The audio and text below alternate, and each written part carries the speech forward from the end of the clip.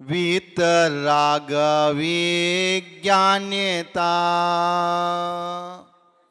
शिव स्वरूप शिवकार नामा त्रियोग समाल के।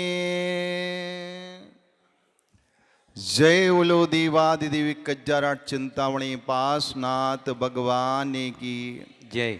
संत श्रोमणी गुरुवर आचार्य श्री जी विद्यासागर मुनि महाराज की जय। पूज्य मुनि श्री विशद सागर जी महाराज की जय। नमो। छेड़ाला ग्रंथ के अंतर्गत त्रिश्री ढाल के अंतर्गत 8वें छंद में पंडित प्रवर दौलत राम सिंह उस आश्रव तत्व का प्रतिपादन करती हैं। कहती हैं यूं अजीब आश्रव सुनिए, मन वच काय त्रियोगा, मिथ्या अविरति अरु कसाय परमाद सहित उपयोगा। कर्मों के आगमन द्वार को आश्रव कहते हैं, जिनसे आत्मा में कर्म प्रवेश करती हैं, वो कर्म के आगमन द्वार आश्रव कहलाते हैं। आश्रव को यहाँ मिथ्यात्व, अविरति, प्रमाद, कसाय और योग के रूप में स्वीकार किया गया है। मिथ्यात्व, अविरति, कसाय, योग और प्रमाद के रूप में एक कर्म के आगमन द्वार 5 प्रत्ययों के माध्यम से इस आत्मा में कर्म का पदार्पण होता है। कल हमने तुम्हारे सामने एक बात को प्रस्तुत किया था कि पवित्र स्थान में भी पाप प्रकृतियों का आश्रय, पुण्य स्थान में भी पाप प्रकृति का आश्रय संसारी आत्मा को हुआ करता है। सो वो बात अलग है कि आचार्य भगवंत समंत भद्द महाराज ने बास पूज्य भगवान की स्तुति में लिख दिया, सावद्दिलेसो बहु पुण्य रासौ दोषाय नालम कणिका विशस।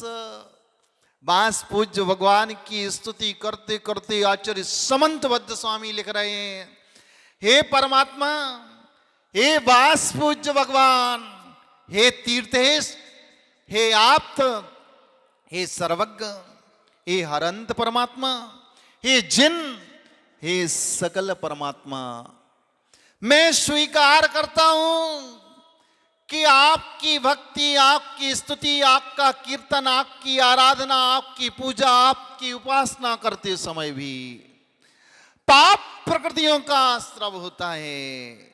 लेकिन अपेक्षाकृत वो पाप प्रकृतियां कितनी, सावद्दिलेसु बहु पुण्य रासौ दोषाय नालं कणिका विशस। एक विष की बूंद के समान पाप प्रकृति का आश्रय होता है भगवान की भक्ति, पूजन, उपासना, कीर्तन आदि करते समय। लेकिन पुण्य प्रकृति का आश्रय सावद्दिलेसो बहु पुण्य रासौ, एक रत्नाकर, एक समुद्र बराबर, अपार जल राशि बराबर पुण्य का आश्रय होता है। लेकिन सावद्ध का मतलब जल प्रासुक करने के लिए जल के कूप से जल को निकालना पड़ेगा और अग्नि को प्रज्वलित करना पड़ेगा, ये सावद्ध। ये तो सीधा सीधा अनाचार है कि रात में जल गलना करना, जल को निकालना, रात में जल को प्रासुक करके द्रव्य धोना और भगवान के अभिषेक के जल को तैयार करना। ये तो सीधा सीधा यहां समंतबद्ध महाराज ने नहीं लिखा कि सावद्दिलेसु बहु पुण्य रासौ दोषाय नालम। ये शक का अनुष्ठान कुछ करना पड़ता है, अग्नि को प्रज्वलित करना पड़ेगा, जल को प्रासुक करना पड़ेगा। लेकिन ये तो अनाचार हो गया कि रात्रि में जल खींचकर भगवान का अभिषेक कर देना, उस द्रव्य से भगवान की पूजन कर देना। जबकि आचार्य भगवंत कहते हैं कि रात में खींचा गया जल और रात में खींचे हुए जल से धोई हुई द्रव्य जल लहू अर्थात खून के समान है और वो द्रव्य मांस के तुल्य है। तो परमात्मा के चरणों में अज्ञान रूपी परिणति के कारण, भक्ति का त्रेक होने के कारण, भक्ति में विवेक की शून्यता होने के कारण इस संसारी आत्मा ने रात में खींचे हुए जल से भगवान का अभिषेक कर दिया। वो जल लहू अर्थात खून के समान हो गया। खून से तुमने परमात्मा की देह पर उस रक्त को डाल दिया। इतना पाप कर्म का आश्रय होगा, ये तो सीधा सीधा अनाचार हैं। उमा स्वामी समंत भद्र महाराज ने तो मात्र जल खींचते समय सूर्य प्रकाश में जो जल का एक जीवों की विराधना या जल के आश्रित रहने वाले त्रस्कायिक जीवों की विराधना का ऐसा संकेत दिया था। अग्नि को प्रज्वलित करने से और जल को गर्म करने से जो हिंसा हुई, सो उस अपेक्षा से सावध लेसो बहु पुण्य रासो दोषाय नालम कणिका विशस, यहां तक का कल का प्रकरण आज उठाया। लेकिन मन के निमित्त से, वचन के निमित्त से, काय के निमित्त से, योग के निमित्त से आत्म प्रदेशों में जो परिस्पंदन हलचलन वाइब्रेशन होता है उसका नाम योग है। और इस योग के निमित्त से आत्मा में कर्म प्रदेश प्रवेश करती है। असंयम के कारण आत्मा में कर्म प्रदेश प्रवेश करती है। मिथ्यात्व के कारण आत्मा में कर्म प्रवेश करती हैं। कसाय के कारण आत्मा में कर्म प्रवेश करती हैं और प्रमाद के कारण। लेकिन कर्म की आगमन द्वार का नाम आश्रव है। लेकिन आज ये मानव अणुव्रत महाव्रतों का चोला धारण करने के बाद भी आसक्ति के कारण, ग्रद्धता के कारण, लोलपता के कारण कर्म का आश्रय बुद्धिपूर्वक कर रहा है या बुद्धिपूर्वक नहीं। आज पहले आचार्य भगवंतों की आज्ञा है। आज की बनी वस्तु महाव्रती अणुव्रती, जिसने हिंसा, झूठ, चोरी, कुशील और परिग्रह पाप का त्याग कर दिया। आज ऐसे किसी व्यक्ति ने कोई भोज्य वस्तु बनाई और उसके बीच में रात पड़ गई ना, तो दूसरे दिन वो भोज्य वस्तु खाने योग्य नहीं बनती। महाराज 3 दिन की मर्यादा, 5 दिन की मर्यादा, 7 दिन की मर्यादा है, ये तुमने तोड़ निकाल लिया। ये अपवाद मार्ग को स्वीकार कर लिया। ठंडी में दीपावली की अष्टानिका, कार्तिक की अष्टानिका से लेके फागुन तक की अष्टान तक वो पिसा हुआ अन्न, पिसे हुए मसाले की मर्यादा 7 दिन है। और होली की अष्टानिका से लेकर आषाढ़ की अष्टान तक ये मर्यादा 5 दिन की है। और आषाढ़ की अष्टानिका से लेकर कार्तिक की अष्टान तक की मर्यादा 3 दिन की। लेकिन आजकल तो कैसा अज्ञान छा गया। महाराज पोहा ले लो, शुद्ध पोहा है, सोले का पोहा बनवाया। ये पोहा रसना इंद्री की लोलुपता, रसना इंद्री की आसक्ति है।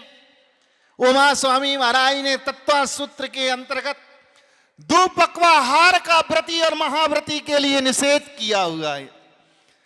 तन में मादकता उत्पन्न करेगा, मन में विकार उत्पन्न होगा और इंद्रियों पर विजय प्राप्त नहीं होगी। 2 बार पका हुआ 2 पक्वाहार भोजन का निषेध आचार्य भगवंतों ने महाव्रती और अणुव्रतियों के लिए किया हुआ है। लेकिन पोहा की प्रक्रिया बताएं। पहले उस चावल को गर्म किया जाता है, गर्म जल में फुलाया जाता है और फिर मशीन आदि से उसे पोह का आकार दिया। 2 बार पक गया, मादकता उत्पन्न होगी। लेकिन ये आसक्ति का परिणाम, ग्रद्धता का परिणाम, रसना इंद्री की लोलुपता का परिणाम इस असंयम के कारण भी आत्मा में कर्म का प्रवेश होता। व्रती और महाव्रती बन गए, पोहा तो दूर रहा, आजकल तो वो डिब्बा पैक अब ठंडी आने वाला है। गजक महाराज 16 की है, ऑनलाइन मंगाई है। कब बनी, कैसे बनी, किस शुद्धि के साथ बनी, और महाराज ने भी मन शुद्धि वचन शुद्धि बुलवाई और वो तुम्हारी डिब्बे की गजक शुरू हो गई। महाराज वहां से आई है फलानी जगह से, शुद्ध 16 की है। यही असंयम है, किसका? रसना इंद्री का आसय। अरे पुरातन जमाने में लोग अणुव्रतों को क्यों स्वीकार नहीं करते थे? मैं रसना इंद्रिय लोलुपी हूं, खाने पीने में मेरी आसक्ति है, आज मैं अणुव्रतों को अंगीकार कर लूंगा और खाना पीना छूट जाएगा। वो ठंडी आने वाली है। एक बार एक जगह गए वर्ष आरोन में एक बच्चा कहने लगा, महाराज बहुत बढ़िया गजक है। मैंने कि तूने कब बनाई थी?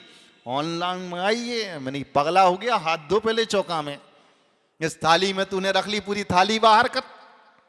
ये तेरा विवेक है। फिर उसे समझाया, फिर उसने बताया, महाराज गुड़पट्टी गजक सबको 16 का बुरा, ये सब ऑनलाइन आने लगा।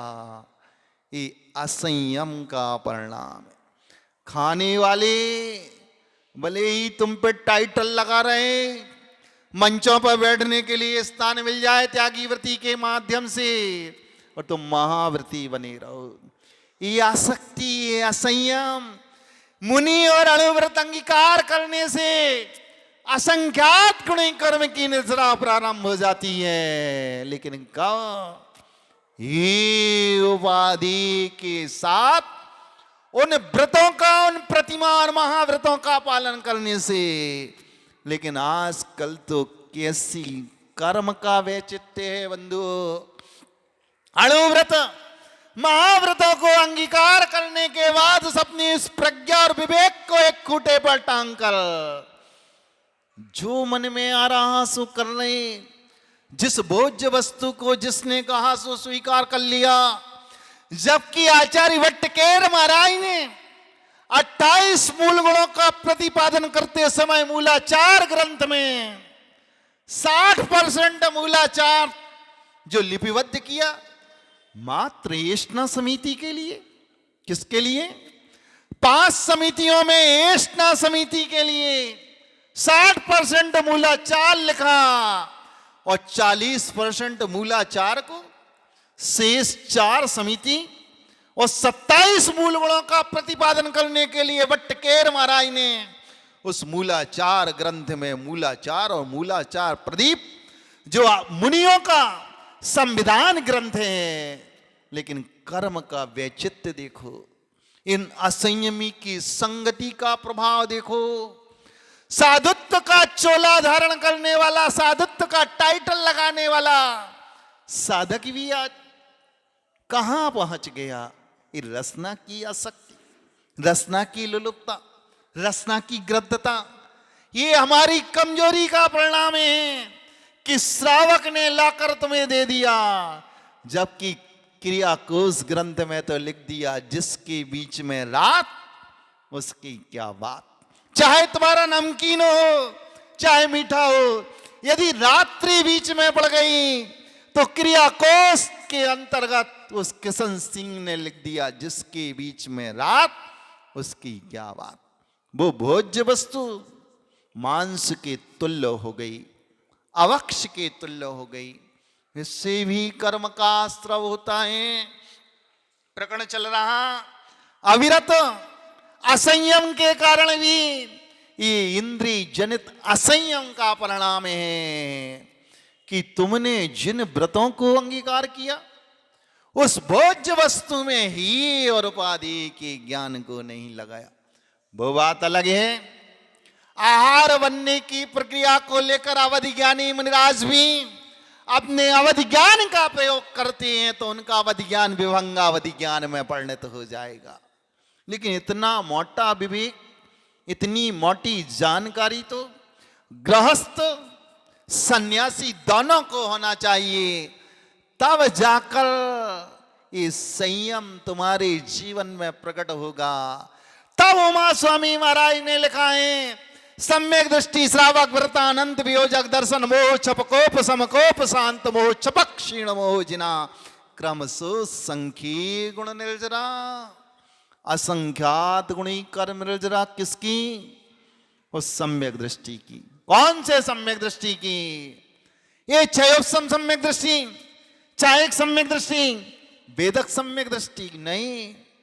जिस समय वो सम्यक दृष्टि अनंतानुबंधी क्रोध मान माया लोक की विषय योजना प्रत्याख्यान प्रत्याख्यान और संजलन और नौ नौ कसाय में उस अनंतानुबंधी के द्रव्य को कन्वर्ट परिवर्तन कर रहा है, मात्र उसी समय विषय योजना करने वाले सम्यक दृष्टि जीव की असंख्यात गुणी निर्जरा की। बाकी की सम्यक दृष्टि की निर्जरा तो गज स्नानवत की। लेकिन जैसे ही इन महाव्रतों को स्वीकार किया, अणु व्रतों को स्वीकार किया, 2 प्रतिमा को स्वीकार किया, 12 व्रतों को स्वीकार किया, असंख्यात गुणी कर्म निर्जरा क्षण क्षण और पल पल में प्रारंभ हो गई। ऐसे ही निर्जरा नहीं हो जाएगी। ये बंद के 5 पत्ते, जिन 5 कारणों से आत्मा में कर्म का प्रवेश द्वार हैं, इन प्रवेश द्वार बंद के प्रत्यय के बारे में विचार करना पड़ेगा। तब जाकर उमा स्वामी महाराज ने तुम्हें दर्जा वो दिया है। सम्यक दृष्टि श्रावक व्रत अनंत वियोजक दर्शन मोह छपकोप समकोप शांत मोह छपक क्षीण मोह जिना क्रमशो संख्य गुण निर्जरा। महाराज आपने प्रसंग कैसा उठाया? मिथ्यात्व को दूसरी डाल में बहुत खोला, लेकिन जो अविरत शब्द आया है, जो असंयम इसका पर्यायवाची शब्द है, ये रसना इंद्री का असंयम भी आत्मा में कर्म प्रवेश कराता। प्रतिमा आंख मूछ कर ले ली और ना तुमने ही का विवेक रखा, ना उपाधि का। किन अभक्ष वस्तुओं का मेरा त्याग है? कौन सी वस्तु मुझे सेवन करने योग्य है? लेकिन भेड़ चाल में लग गई। किसी ने कहा और आंख मूछ कर तुम्हारी रसना की लोलुपता का परिणाम। ना बंदो, भूल कर भी इस पोहा आदि का सेवन नहीं करना चाहिए। साधु भी कर रहे हैं और तुम्हें तर्क भी दे रहे हैं, जबकि उमा स्वामी महाराज 2 पक्वाहार का निषेध कर रहे हैं।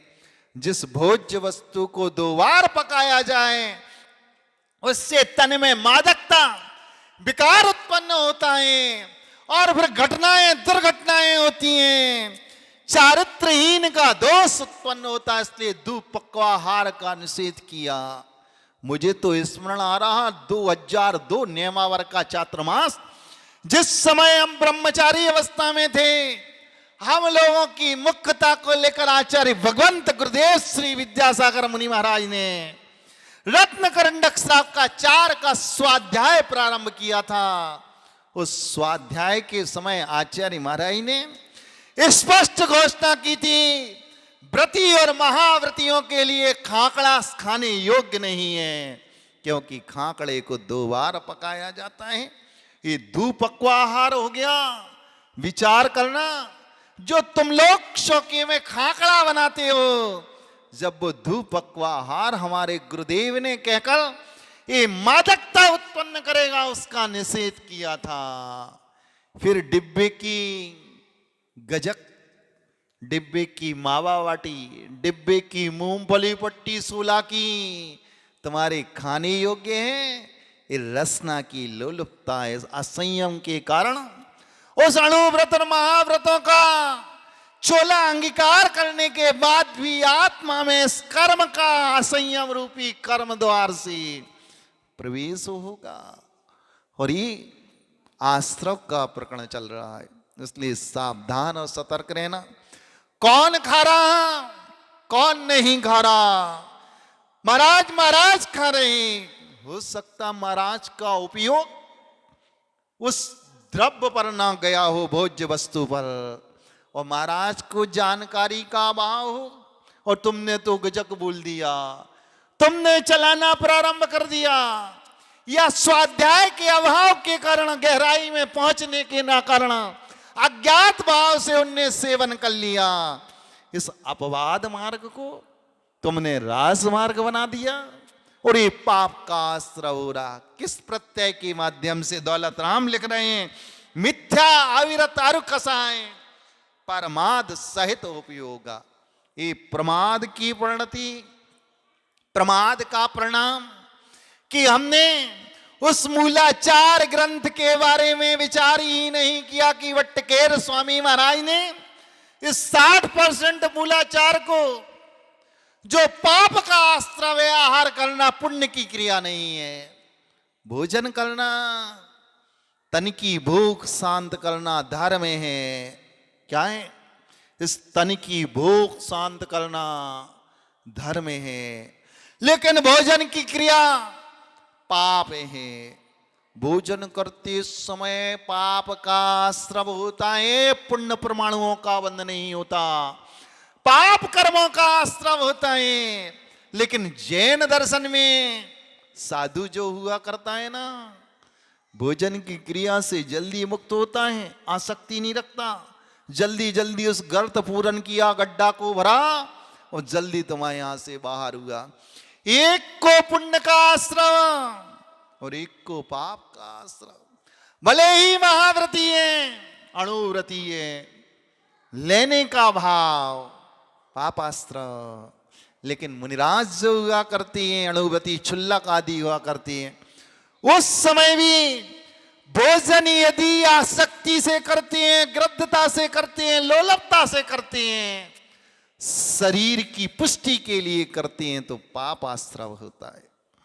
उपयोग उनका सारा उपयोग इस गर्त पूर्ण करते हैं, तप वृद्धि के लिए, ज्ञान वृद्धि के लिए, संयम की रक्षा के लिए शरीर को वेतन देते हैं।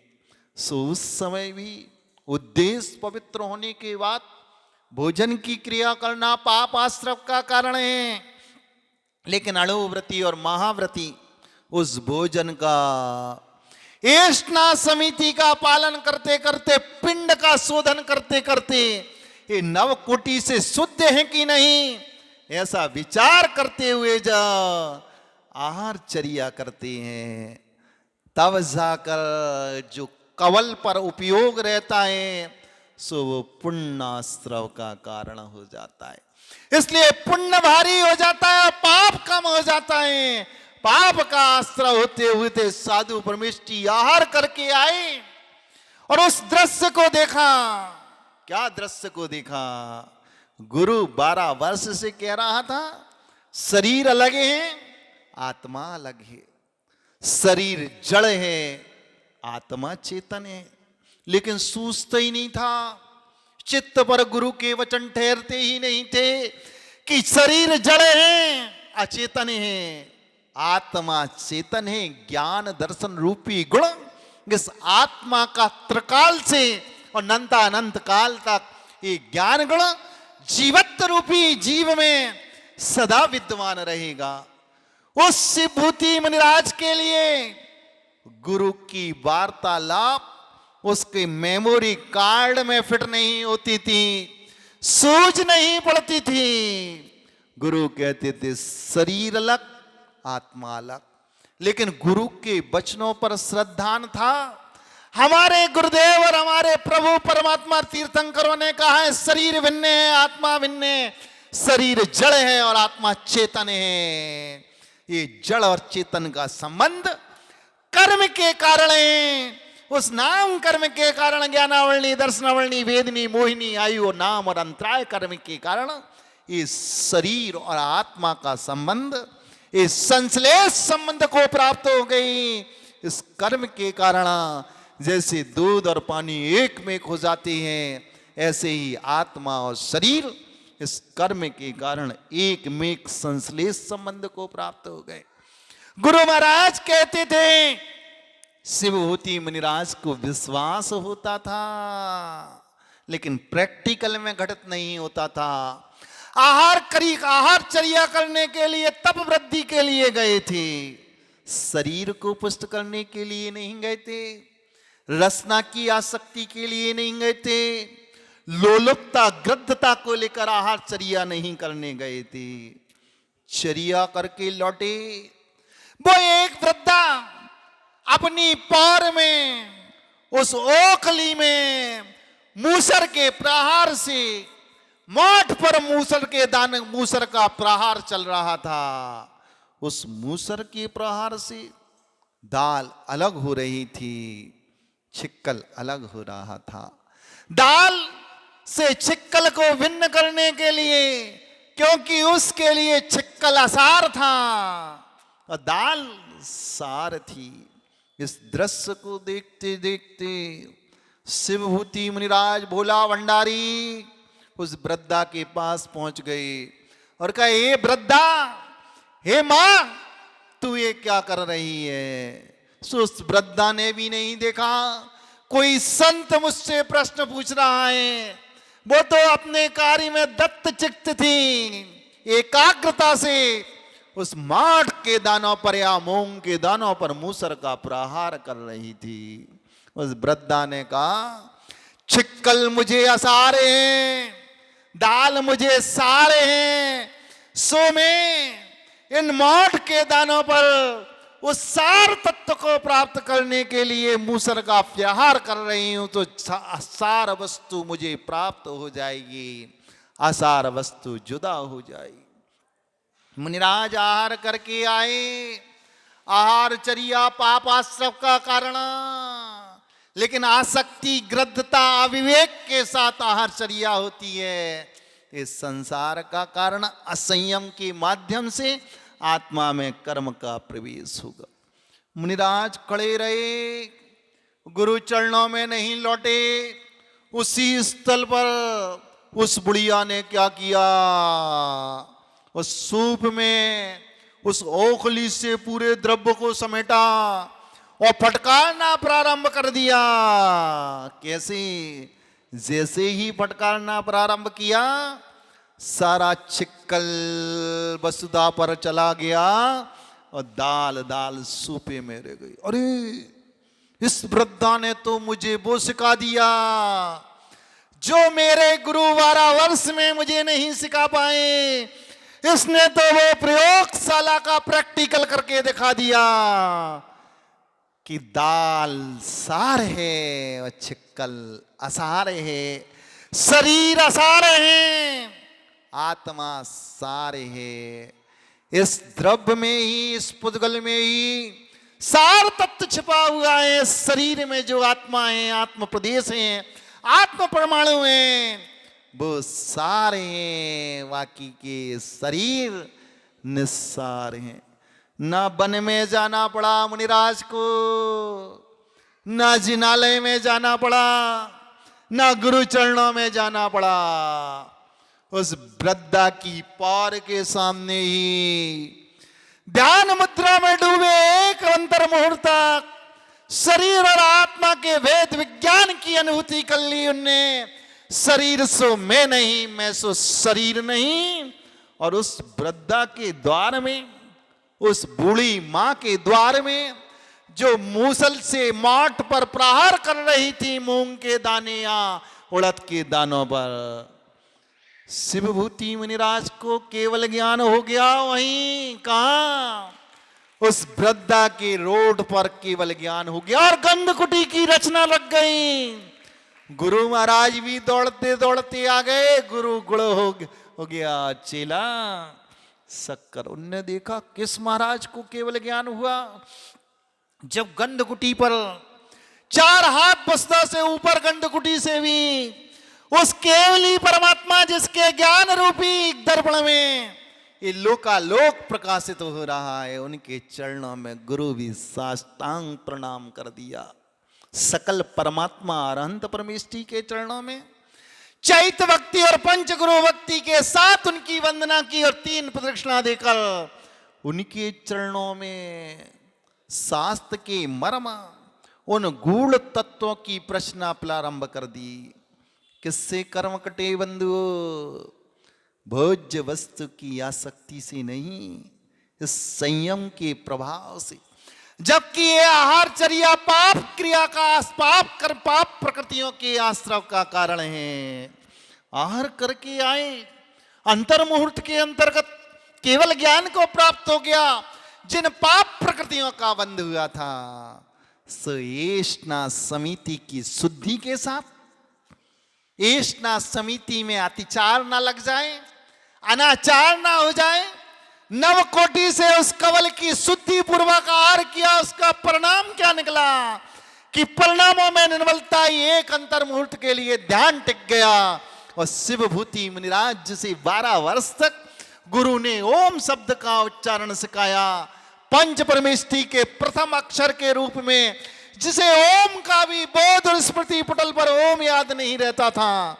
वो शिवभूति मुनिराज आज सकल परमात्मा बनकर सारा विश्व के सारे पदार्थ उसके केवल ज्ञान में उनकी अनंत पर्यायों के साथ, एक साथ अनंत जीवों की अनंत पर्याय उनके केवल ज्ञान का विषय बन गया। किससे? इस एष्णा समिति की शुद्धि के प्रभाव से। उस एष्णा समिति की शुद्धि पूर्वक नव कोटि से शुद्ध कवल का प्रभाव उनकी आत्मा में वो विशुद्धि बढ़ी, वो विशुद्ध परिणति, विशुद्ध परिणाम, भोज्य खाए हुए अन्न का प्रभाव, परिणामों में निर्मलता, अंतर्मूर्त तक ध्यान, एक वस्तु एक तत्व पर टिक गया, केवल ज्ञान की प्राप्ति हो गई। इसलिए बंधु, इस असंयम के माध्यम से भी आत्मा में कर्म का प्रवेश होता है। इसलिए व्रतों को तो अंगीकार करना, जब भी आत्मा से कर्म रूपी मल का प्रक्षालन होगा, सो अणुव्रत और महाव्रतों के माध्यम से ही होगा। लेकिन उन अणुव्रत और महाव्रतों की विशुद्धि के लिए, परिणामों की निर्मलता के लिए, आपके लिए जो संविधान लिपिबद्ध किया है भट्टकेर महाराज ने मूलाचार और मूलाचार प्रदीप में, उसकी अनुरूप भी इस एष्णा समिति का ख्याल रख के उन भोज्य वस्तुओं का सेवन करना। इसलिए आचार्य भगवंत कहते हैं, जिसके बीच में रात उसकी क्या बात, भले ही नमकीन बनाया हो, 3 दिन की मर्यादा हो, लेकिन रात बीच में पड़ गई तो एक मत कहता है वो मांस के तुल्य भोज्य वस्तु हो गई। साधु परमेष्ठियों के लिए, अणुव्रतियों के लिए वो तुम भोज्य द्रव्य देते हो, तो समझ लो तुमने साधुओं को मांस का पिंड उनके हाथ में देकर उसका कवल तुमने उनके हाथ में समर्पित कर दिया। एक मत ऐसा भी कहता है कि मर्यादा को ध्यान रखता है, लेकिन वो ये नहीं कहता। लेकिन किसको लेके कहता है? वो पिसे हुए मसाले, पिसे हुए अन्न को 3 दिन की तुम्हारे लिए मर्यादा देता है वर्षा काल में, और ग्रीष्म ऋतु में 5 दिन की मर्यादा देता है, और शीत ऋतु में 7 दिन की। लेकिन हमने इस बात को लेकर कहां घटा लिया? जब तक ये पिंड शुद्धि नहीं होगी, जब तक तुम्हारे भोजन की प्रक्रिया शुद्ध नहीं होगी, तब तक तुम्हारी परिणति, परिणाम भी शुद्ध नहीं होगा। वो शुद्ध से पुण्य कर्म की निर्जरा होती है, पाप की निर्जरा तो महाव्रत और अणुव्रत स्वीकार करते ही पाप प्रकृतियों पर विराम लगना प्रारंभ हो जाता है। लेकिन इस पुण्य की निर्जरा शुद्ध में जैसा खाओ अन्न वैसा हो मन, और जैसी पियो पानी और वैसी पियो वाणी। इसलिए तुम्हारा भोज्य वस्तु ही उपाधि का ज्ञान। इसलिए व्रती और महाव्रती अच्छे से सुन लो, अब ठंडा रही है, अब गुड़पट्टी नहीं खाना, वो डिब्बा वाली, चाहे कोई सी कहीं से आई हो, क्योंकि ये सब अमर्यादित है, अवक्ष की कोटि में आती है। ना गजक खाना, ना पोहा खाना। महाराज जी कमेटी वाले जी महाराज को कायलो वाले आए, इनने तो सब खावा पीवा नहीं। तब जाकर तुम्हारी विशुद्धि बढ़ेगी, तब उमा स्वामी महाराज ने तुम्हारी जो ससंख्यात गुणी असंख्यात गुणी निर्जरा पल पल में होती है सम्यक दृष्टि सावक व्रतानंत वियोजक दर्शन मोह छपकोप समकोप शांत मोह छपक क्षीण मोह जिना क्रम सो संख्ये गुण निर्जरा असंख्यात गुणी असंख्यात गुणी फोकट में नहीं होने वाली।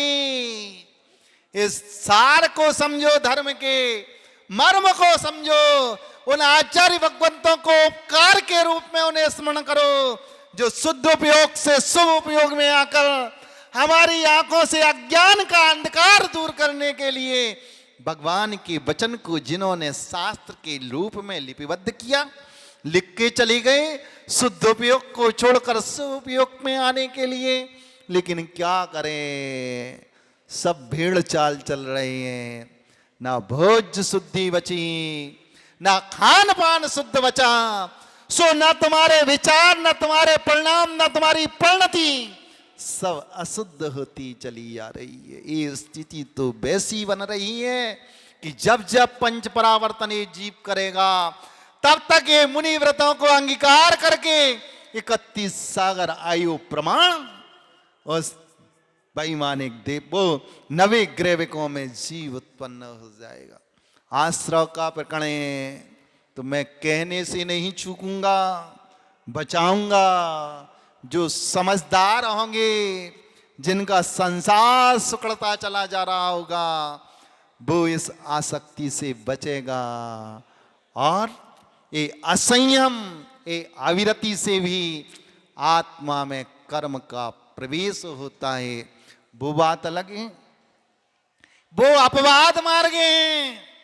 किसी साधु को, किसी अणुव्रति को उस अकाल में मरने की अपेक्षा औषधि के सेवन में किसी भोज्य वस्तु को गुरु आज्ञा से स्वीकार करना पड़े तो उसे भी पाप मानकर स्वीकार करना है। भगवान असाता वेदनी कर्म की उदीर्णा होने पर इस वस्तु का गुरु आज्ञा से मुझे सेवन करना पड़ रहा, लेकिन दोष को दोष स्वीकार करोगे तब उस दोष का शुद्धिकरण होगा, प्रक्षालन होगा। आज का विषय इतना ही पर्याप्त है। कोई करना है जल्दी कर लो फटाफट। आज चुल्लक जी की तो छुट्टी है, इसे अपन भी बैठे, अपने तो समय ही नहीं लगना। चलो भाई। जल चंदन अक्षत पुष्प चरु अरु दीप धूप अति फल लाभे, पूजा को ठानत जो तुम जानत, सो नर ध्यानत सुख पावे। तीर्थंकर की ध्वनि गण धरने, सुन अंग रचे चुन ज्ञानिमयी, सो जिन वर वाणी शिव सुखदानी, त्रिभुवन मानी सुपूज्य भई। ओम ह्रीं श्रीं मुखदोषित सरस्वती देव्यै नमः। अनर्घ्य पद प्राप्त अर्घ्यं निरूपामि ते। अष्टद्रव्य में अर्घ सजाकर गुरु चरणों में वंदन है। विद्या गुरु के शिष्य आप हैं, श्रद्धा सुमन समर्पण है। शब्दों के सागर हैं गुरु में, वाणी के जादूगर हैं। सदा विराजे हृदय हमारे, मुनिवर विशद सागर हैं। ओम ह्रां 108 श्री विशद सागर में इंद्राय। अनर्घ्य पद प्राप्त अर्घ्यं निरूपामि ते स्वाहा।